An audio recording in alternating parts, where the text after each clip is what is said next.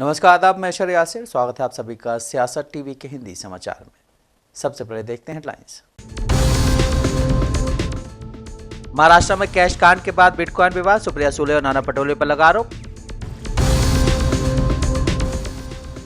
मणिपुर हिंसा के बीच संकट में बीरेन्द्र सरकार, एनपीपी के समर्थन वापस लेने से बीजेपी दो धड़ों में बटी। कांग्रेस प्रदेश अध्यक्ष नाना पटोले का महायुति पर बड़ा हमला, कहा बीजेपी वाले कर रहे हैं वोट जिहाद। वोटिंग के बीच अखिलेश यादव का पुलिस पर गंभीर आरोप, सुप्रीम कोर्ट और चुनाव आयोग से कार्रवाई की मांग। यूपी बाईपोल में अखिलेश यादव के आरोपों के बीच ईसी का बड़ा एक्शन, चुनाव आयोग ने दिए निर्देश, कई अधिकारी सस्पेंड। कनाडा का नया ऐलान, भारत की यात्रा करे लोगों की हो विशेष जांच, इसके पीछे की क्या है वजह। अब समाचार विस्तार से। देश के दो राज्यों में आज विधानसभा का चुनाव हो रहा है। इसी बीच केंद्रीय मंत्री और भाजपा नेता नितिन गडकरी ने महाराष्ट्र विधानसभा चुनाव पर कहा है कि लोकतंत्र में मतदान करना हमारा मूलभूत अधिकार है। हमको वोट किसी भी स्थिति में करना चाहिए। ज्यादा से ज्यादा संख्या में मतदान करें और लोकतंत्र को मजबूत करें। महाराष्ट्र के विकास के लिए और यहाँ के गांव, गरीब, मजदूर, किसान के कल्याण के लिए अच्छी सरकार और अच्छा नेतृत्व यही महाराष्ट्र के भविष्य को बदल सकता है। आज हमारा चुनाव यानी लोकतंत्र का उत्सव है और मुझे सभी जनता से अपील करनी है कि वो किसी भी हालत में वोटिंग करे और अपना जो अधिकार है, एक प्रकार से मूलभूत अधिकार है, उसका वहन करे और निश्चित रूप से लोकतंत्र को। सर, भाजपा के लिए क्या माहौल देख रहे हैं आप? क्या 80 से ज्यादा सभाएं कर चुके हैं पूरे राज्य में?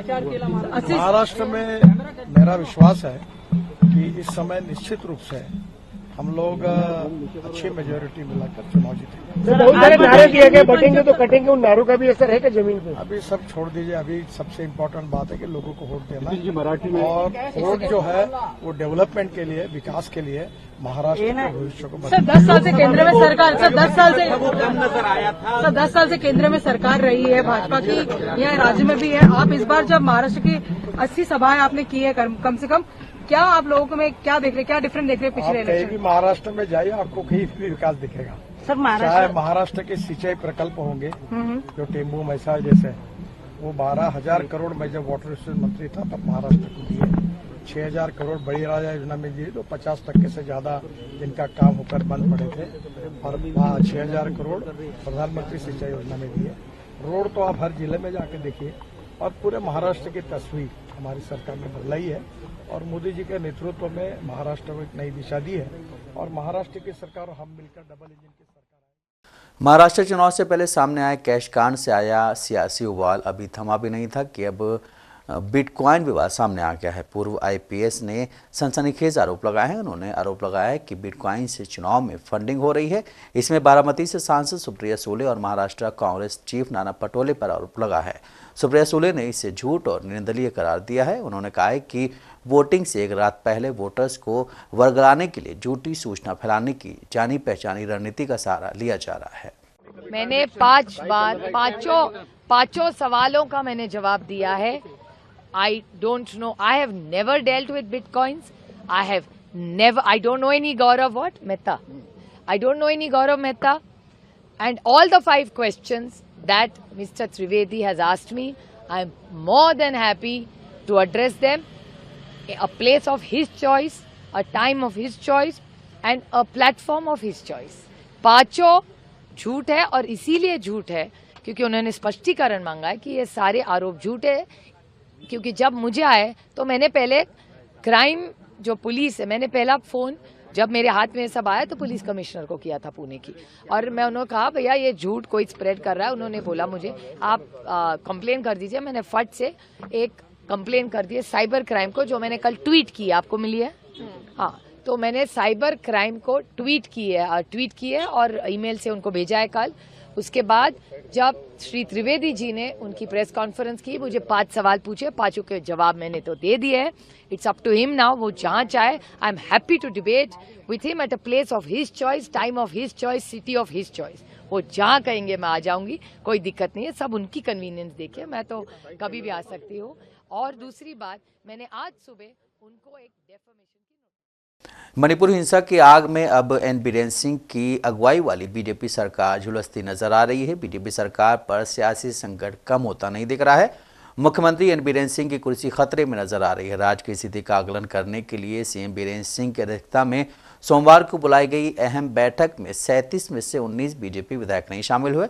मैतेई समाज से आने वाले कैबिनेट मंत्री भी बैठक में नहीं पहुंचे। ऐसे में सवाल उठने लगा है कि क्या मणिपुर में बीजेपी दो धड़ों में बंट गई है। मणिपुर में कुकी और मैतेई समुदाय के बीच जातीय संघर्ष के चलते ही सीएम बीरेन सिंह पहले से बैकफुट पर हैं। राज्य की स्थिति का आकलन करने के लिए मुख्यमंत्री कार्यालय की ओर से भाजपा और एनडीए में उसके सहयोगी दलों के सभी मंत्रियों व विधायकों को बैठक का निमंत्रण भेजा गया था।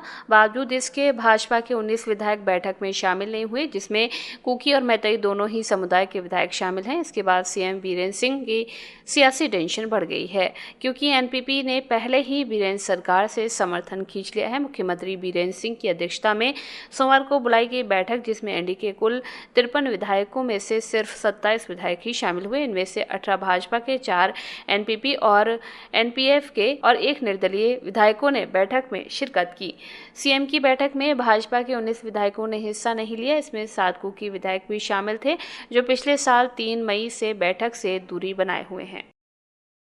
शिवसेना यूबीटी नेता प्रियंका चतुर्वेदी ने कहा है कि महाराष्ट्र के हित, विकास, प्रगति का मुद्दा था। जो हमने उद्योगों को यहां से उठाकर गुजरात ले जाया जा रहा है, उसका भी मुद्दा उठाया था। महाराष्ट्र के विश्वास, विकास और प्रगति को लेकर मैंने मतदान कर दिया है।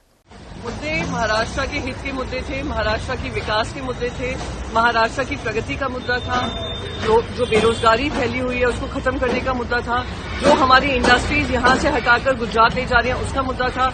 जिस तरीके से पैसा बांटा जा रहा था, गुजरात से खोके आ रहे थे, दिल्ली से खोके आ रहे थे, उस भ्रष्टाचार के खिलाफ मेरा सोच थी। और ये सारी सोच जो महाराष्ट्र के विश्वास को लेकर, महाराष्ट्र के विकास को लेकर, महाराष्ट्र की प्रगति को लेकर ये वोट था, इसलिए ये वोट मशाल के लिए था। महाराष्ट्र कांग्रेस के अध्यक्ष और साकोली से पार्टी के उम्मीदवार नाना पटोले ने कहा है कि महाराष्ट्र में कांग्रेस के नेतृत्व में महाविकास आघाड़ी अपनी सरकार बनाएगी।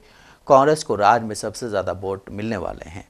कल जिस तरह से विनोद तावड़े पैसे बांटते हुए पकड़े गए, उन्होंने कहा है कि वो पत्रकारिता कर रहे थे। उन्होंने कहा है कि भाजपा के राज्य प्रमुख को पत्रकारिता करने की क्या जरूरत थी? क्या वो झूठ बोलने की कोशिश कर रहे हैं? क्या वो पैसे और शराब बांट कर वोट जिहाद कर रहे हैं? देखो, महाराष्ट्र में कांग्रेस की लीडरशिप में ही सरकार महाविकास आघाड़ी की बनेगी। उस तरह से जो मतदान का जो रुझान आ रहा है, कॉल आ रहा है, जो लोग मतदान के लिए जा रहे हैं, तो उसके आधार पर राज्य में कांग्रेस की सबसे ज्यादा कैंडिडेट चुन के आएंगे और महाविकास आघाड़ी की सरकार आएंगी, इसमें कोई दो मत नहीं है। ये काले पत्थर पे सफेद लकीर है। और जिस तरह से बीजेपी ने आपने देखा होगा कि कल भारतीय जनता पार्टी के राष्ट्रीय महासचिव विनोद तावड़े ये पैसे बांटते हुए पकड़े गए एक होटल में, जहां वो रुक नहीं सकते, जहां उनका 5 बजे के बाद उनको वहां रहने का कोई व्यवस्था नहीं रह सकते। जो चुनाव के जो नियम है उसका भी पालन उन्होंने नहीं किया और वो कहते कि चिट्ठी बांटने गए।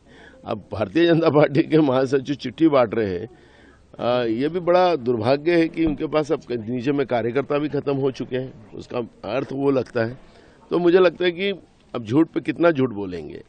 और वो देवेंद्र फडणवीस के पीए रहे वाले वानखेड़े, जो आरवी विधानसभा से वर्धा से खड़े हैं, उनके गोदाम में दारू की बोतल मिली। वर्धा ये दारूबंदी का डिस्ट्रिक्ट है, तो दारू और पैसा बांटकर ये नोट का जिहाद करना चाहते हैं क्या वोट मांगने के लिए? ये सवाल इस बहाने खड़ा हुआ है। और मुझे लगता है कि बीजेपी जो संवैधानिक व्यवस्था को नहीं मानती, जो बार बार हम कह रहे थे कि किसी ने किसको वोट करना वो उनका अधिकार है, उसको ये वोट जिहाद बोलते हैं। केंद्रीय मंत्री शिवराज सिंह चौहान ने कहा है कि झारखंड विधानसभा चुनाव झारखंड बचाने का चुनाव बन गया है। झारखंड में रोटी बेटी माटी संकट में है। नौजवानों को रोजगार के नाम पर जेएमएम और कांग्रेस की सरकार ने ठगा है और चला है। मां बहन और बेटी की इज्जत मान सम्मान सुरक्षित नहीं है। संसाधनों पर घुसपैठिए कब्जा करते जा रहे हैं। कानून व्यवस्था की स्थिति बदतर है और भयानक भ्रष्टाचार से जनता कराह रही है। नौजवानों को रोजगार के नाम पर जेएमएम और कांग्रेस की सरकार ने ठगा है, छला है। मां, बहन और बेटी की इज्जत, मान सम्मान सुरक्षित नहीं है। संसाधनों पर घुसपैठिए कब्जा करते जा रहे हैं। कानून व्यवस्था की स्थिति बदतर है और भयानक भ्रष्टाचार से जनता कराह रही है। लोगों का जीना दूभर हो गया है और इसलिए गुस्से में जनता भारतीय जनता पार्टी के उम्मीदवारों को, एनडीए के उम्मीदवारों को निकल के वोट कर रही है। मेरी सबसे अपील है कि वोट जरूर डालें। एक समृद्ध, विकसित, सुरक्षित और घुसपैठिया मुक्त झारखंड के लिए आप वोट जरूर करें। भारतीय जनता पार्टी और एनडीए की सरकार झारखंड की तस्वीर भी बदलेगी और जनता की तकदीर भी बदलेगी। झारखंड के मुख्यमंत्री हेमंत सोरेन की पत्नी और गांडे की विधायक कल्पना सोरेन ने आज विधानसभा चुनाव के दूसरे चरण की वोटिंग के बीच एक बयान दिया है। जेएमएम के टिकट पर गांडे से चुनाव लड़ रही कल्पना सोरेन ने कहा है कि मैं खुद गांडे जा रही हूं।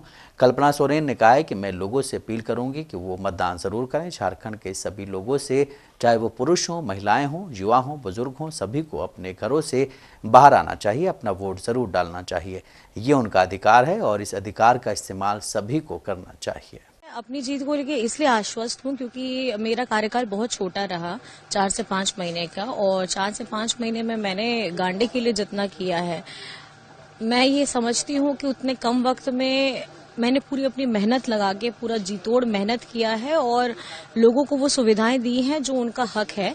और कहीं ना कहीं अगर इतने कम कार्यकाल में मैंने इतना काम किया है तो आप समझ सकते हैं कि 5 साल तो मेरे लिए बहुत लंबा रहेगा और उस समय मेरे पास बहुत समय भी रहेगा और बहुत काम करने के लिए वक्त भी रहेगा। बीजेपी कह रही है कि 23 नवंबर जेएमएम का विदाई का दिन है और झारखंड में बीजेपी सरकार पूर्ण बहुमत से सरकार बनाने जा रही है, क्या कहना चाहिए? देखिए, अब सपने में पालना कोई बुरी बात नहीं है और वो उनके सुनहरे सपने, उन्हीं को बहुत बहुत बधाई और शुभकामनाएं, क्योंकि जिस तरीके से आपने पहले चरण में वोटिंग देखा है और हमारी लोगों का और खास करके हमारी महिलाओं का, नारी शक्ति का देखा, आप समझ सकते हैं कि पूरी ताकत से हमारी आधी आबादी हेमंत सोरेन जी को और खास करके हमारे महागठबंधन को पूरे ताकत के साथ मजबूती दे रही है। दिल्ली बीजेपी अध्यक्ष वीरेंद्र सचदेवा ने कहा है कि कल सुबह बीजेपी कार्यकर्ता अरविंद केजरीवाल के आवास का घेराव करेंगे।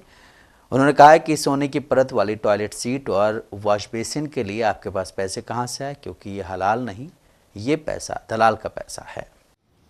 दिल्ली की जनता की गाढ़ी कमाई को अपने भ्रष्टाचार से लील जाने वाला ये है वो दिल्ली का कट्टर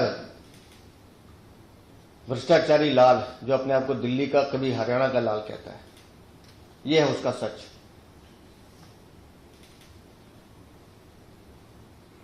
करते रहिए वादे अरविंद केजरीवाल, जितने जनता में जाके आपने झूठ बोलना है, लेकिन ये टॉयलेट सीट और वॉश बेसिन जो सोने की तुमने लगाई थी, इसका पैसा कहां से आया उसका तो जवाब देना पड़ेगा।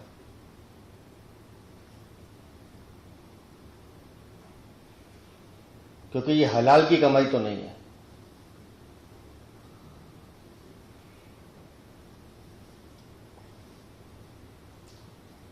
ये दलाली की कमाई है।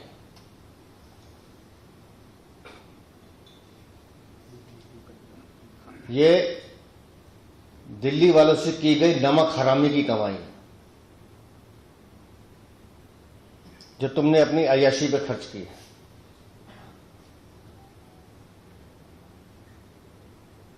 परिवर्तन करने आए थे तुम, ये है तुम्हारा परिवर्तन।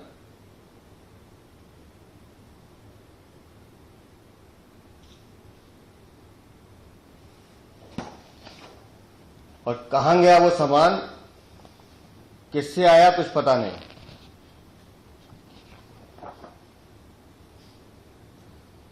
ये पाइप भी देख लीजिएगा, ये भी गोल्ड के हैं। अब आए सामने अरविंद केजरीवाल, अपने प्यादों को मत भेजना। ये दिल्ली की जनता इसका हिसाब मांग रही है। यूपी उपचुनाव के लिए आज वोटिंग हो रही है। इस बीच समाजवादी पार्टी ने कुंदरकी और मीरापुर समेत कई सीटों पर मतदाताओं को प्रभावित करने और डराने धमकाने का आरोप लगाया है, जिस पर सपा अध्यक्ष अखिलेश यादव ने सुप्रीम कोर्ट और चुनाव आयोग से दखल देने की अपील की है। उन्होंने कहा है कि वीडियो साक्ष्यों के आधार पर इस मामले में दंडात्मक कार्रवाई की जाए और निष्पक्ष चुनाव सुनिश्चित करें। और उन परिस्थितियों में भी एजेंट बने जहां पुलिस लगातार रोकने का प्रयास कर रही थी। उसके बाद जब से बोर्ड पड़ना शुरू हुआ है तब से शिकायत आना शुरू हो गई हैं। मैं श्रीवास्तव जी से कहूंगा वहीं से दिखाएं कितनी शिकायतें हम लोग सुबह से कर चुके हैं। ये आप फाइल देख लीजिए, ये कंप्लेंट है अलग अलग विधानसभा की, मीरापुर विधानसभा, कुंदरकी की विधानसभा, करहेल की विधानसभा, कानपुर की विधानसभा सीसामऊ की और अंबेडकर नगर से लेकर के फूलपुर से लेकर के मिर्जापुर तक की, ये तमाम शिकायतें हम लोग कर चुके हैं। लगता यह है कि चुनाव आयोग की इंद्रियां काम नहीं कर रही हैं, न उसे दिखाई दे रहा है न सुनाई दे रहा है। इतनी शिकायतों के बाद लगता है चुनाव आयोग की इंद्रियां काम नहीं कर रही हैं, न उसे दिखाई दे रहा है न सुनाई। बीजेपी ये चुनाव वोट से नहीं खोट से जीतना चाह रही है। भारतीय जनता पार्टी ये उपचुनाव वोट से नहीं खोट से जीतना चाहती है। भाजपा हार के डर से प्रशासन पर बेईमानी करने का दबाव बना रही है। समाजवादी पार्टी पर यूपी बीजेपी अध्यक्ष भूपेंद्र सिंह चौधरी का कहना है कि समाजवादी पार्टी ने मान लिया है कि जिस तरह से लोग वोट कर रहे हैं उनकी हार निश्चित है और समाजवादी पार्टी ने अपने गुंडों और माफिया सेल को आगे बढ़ा दिया है। शांति और सौहार्द का माहौल है, इसलिए समाजवादी पार्टी के लोग उपचुनाव को हिंसक बनाने की कोशिश कर रहे हैं। जिस तरह गुंडागर्दी की सारी हदें पार करते हुए और मानवता को शर्मसार करते हुए दलित समाज की एक बेटी की हत्या की गई है, वो सभी के लिए दुखद है। इस प्रकार से लोग उत्साह के साथ मतदान कर रहे हैं, उसके आधार पर उनकी पराजय सुनिश्चित है और समाजवादी पार्टी ने अपने गुंडे और जो माफिया प्रकोष्ठ है उनका उसे आगे कर दिया है। शांति और सौहार्द के माहौल में संपन्न हो रहे ये चुनाव समाजवादी पार्टी को कभी सुहाते नहीं। इसलिए समाजवादी पार्टी के लोग उपचुनाव को रक्त रंजित करने का पूरा प्रयास कर रहे हैं। समाजवादी पार्टी के मुखिया उत्तर प्रदेश के पूर्व मुख्यमंत्री जी का जिस प्रकार से बदहवासी का ये व्यवहार है वो कहीं ना कहीं उनकी राजनीतिक जमीन खिसकने की खिसियाट के रूप में दिखाई देता है। पूरा उत्तर प्रदेश लाल टोपी वालों के काले कारनामों का ये ताजा संस्करण देखकर हम सब लोग स्तब्ध हैं। गुंडागर्दी की सारी हदें पार करके इंसानियत को शर्मसार करते हुए बूथ संख्या 13 के गांव कजरा में एक दलित समाज की बेटी की जिस प्रकार से नृशंस हत्या की, ये हम सब के लिए दुखद है।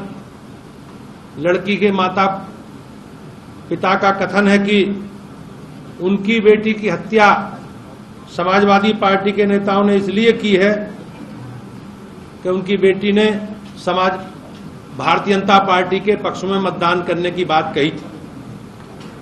और ये वीडियो में कहीं ना कहीं जो उनकी माताजी का पिताजी का वीडियो आपने देखा होगा, उसमें उनके बयान में ये चीजें परिलक्षित हो रही हैं। यूपी की 9 विधानसभा सीटों पर सुबह 7 बजे से वोटिंग शुरू हो चुकी है और लोग अपने घरों से मतदान केंद्र पर पहुंचकर अपने मताधिकार का उपयोग कर रहे हैं। वहीं विपक्ष की तरफ से मतदान प्रभावित करने के आरोप पुलिस प्रशासन और सरकार पर लगाए जा रहे हैं। समाजवादी पार्टी के राष्ट्रीय महासचिव रामगोपाल यादव ने कहा है कि प्रशासन हमारे लोगों के साथ ठीक नहीं कर रहा है। उन्होंने कहा है कि जनता को अपने मन के मुताबिक वोट डालने दिया जाए तो सारी विधानसभाएं समाजवादी पार्टी ही जीतेगी। ईमानदारी से तो बीजेपी एक सीट जीत ही नहीं सकती। एक भी जनता आज जा चुकी है, कानून और व्यवस्था ध्वस्त हो चुकी है। डिवीजिव पॉलिसीज के चलते सभी लोग दुखी हैं। भाई अशांति कहीं होती है तो ऐसा थोड़ी कि उसमें कि मुसलमान ही पीड़ित हो, हिंदू न हो। दुख तो सभी को होता है, नुकसान सबका होता है। लेकिन जिस प्रदेश का मुख्यमंत्री इसी तरह की बातें करने से समझता हो कि चुनाव जीत जाएंगे, उसने लोकसभा से कोई चुनाव से कोई सबक ही नहीं सीखा है। जबरदस्ती उपचुनाव में तो रामपुर उपचुनाव जीत लिया, जबरदस्ती की नहीं। लोकसभा हार गए ऐसे ही नहीं, ऐसे ही खड़ा कर दिया था अखिलेश ने एक आदमी, तब भी हार गए। तो आम चुनाव, इस पे कोई असर आम चुनाव पर तो होने वाला नहीं। जबरदस्ती एक जगह कुछ गड़बड़ी कर सकते, ज्यादा जगह नहीं कर सकते गड़बड़ी। सर लेकिन ये बता रहे हैं कि लोगों का विश्वास बीजेपी की तरफ बढ़ा है और कानून व्यवस्था हो। कल अखिलेश यादव जी ने भी एक बात कही कि उन्होंने कहीं बयान में सुना कि कहा गया है कि हम रामपुर बना देंगे, किसी जगह पे सीएम ने कहा। हाँ, वो कुनरकी को तो रामपुर क्या बना लिया भाई? लोकसभा हार गए कि नहीं हार गए? लोकसभा हार गए, बुद्धि नहीं है तो उसके लिए कोई पढ़ाने थोड़ी जाएगा उनको। तो क्या लगता है कि 9 में जो 9 सीटें हैं इसमें क्या रुझान रहने वाला है? रुझान तो समाजवादी पार्टी के पक्ष में ही रहेगा, ज्यादातर सीटें हम ही जीते। सर महाराष्ट्र में भी आज चुनाव है, साथ में झारखंड का भी सेकेंड फेज का इलेक्शन। झारखंड और महाराष्ट्र दोनों में ही इंडिया गठबंधन जीतने जा रहा है। क्या आखिरी सवाल है कि जो नारा चला था बटोगे तो कटोगे, इस नारे की कोई जगह रहेगी इस चुनाव में? कहीं कोई जगह नहीं। इस नारे ने महाराष्ट्र में बीजेपी को चुनाव से बाहर कर दिया। उत्तर प्रदेश में जारी उपचुनाव के बीच भारत निर्वाचन आयोग ने सख्त एक्शन लिया है और कड़े निर्देश दिए हैं। सूत्रों के मुताबिक समाजवादी पार्टी द्वारा सोशल मीडिया पर यूपी उपचुनाव के दौरान कुछ समुदायों को लेकर मतदान से रोके जाने की शिकायतों पर संज्ञान लेते हुए मुख्य चुनाव आयुक्त राजीव कुमार ने सीईओ यूपी और सभी जिला चुनाव अधिकारी, रिटर्निंग ऑफिसर को सख्त निर्देश दिया है कि मतदान प्रक्रिया को निष्पक्ष और सुचारू रूप से सुनिश्चित करें।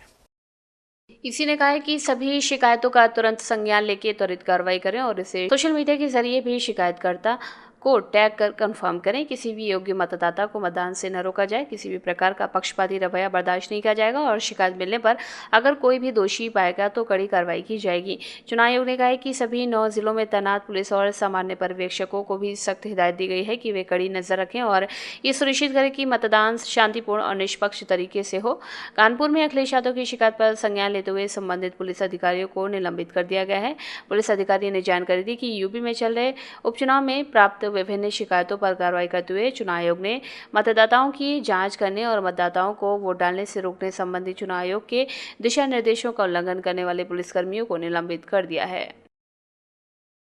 महाराष्ट्र और झारखंड विधानसभा को लेकर वोटिंग जारी। इसी कड़ी में आरजेडी प्रमुख लालू प्रसाद यादव ने महाराष्ट्र और झारखंड विधानसभा चुनाव को लेकर बयान दिया है।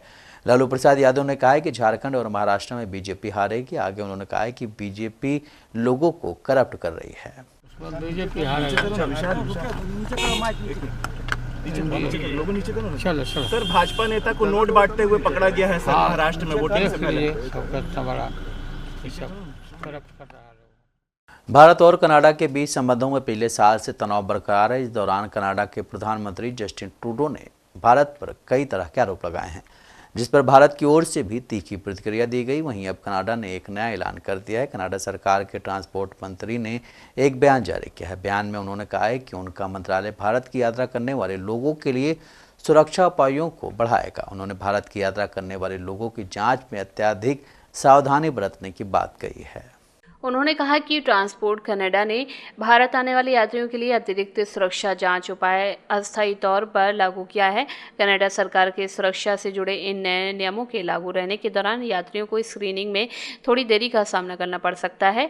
एक अन्य अधिकारी ने जानकारी दी है कि कनाडा में ये उपाय Canadian air transport security authority की ओर से किए जा रहे हैं। ये कनाडा में एयरपोर्ट्स के प्रतिबंधित क्षेत्रों में प्रवेश करने से पहले यात्रियों और उनके सामान की स्क्रीनिंग करने के लिए जिम्मेदार एजेंसी है। CTS की ओर से की जाने वाली स्क्रीनिंग में किसी व्यक्ति पर संदेह होने या पता लगाने की जरूरत होने पर हाथ की जांच करना, एक्सरे मशीनों से कैरी ऑन बैग भेजना और यात्रियों की शारीरिक जांच करना भी शामिल है। उल्लेखनीय है कि कनाडा की ट्रांसपोर्ट मंत्री की ओर से जारी बयान का किसी भी घटना से कोई भी संबंध नहीं है। यहाँ तक कि उन्होंने इसके पीछे कोई ठोस वजह का खुलासा नहीं किया है। इसलिए सवाल उठाना लाजमी है कि कनाडा के इस कदम के पीछे उसका इरादा क्या है।